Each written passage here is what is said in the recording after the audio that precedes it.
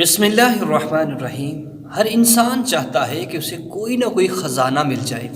تو پیارے ساتھیوں، صحیح حدیث پاک میں حضور اکرم صلی اللہ علیہ وسلم نے ایک خزانہ بتایا۔ وہ خزانہ کون سا ہے؟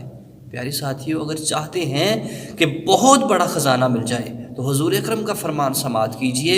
نبی کریم رؤوف الرحیم صلی اللہ علیہ وسلم نے فرمایا کہ جنت کے خزانوں میں سے ایک خزانہ یہ ہے کہ کوئی بھی انسان ولا حول ولا قوت الا باللہ العلی العظیم کی کثرت کرتا ہے تو اسے ایک خزانہ مل جاتا ہے۔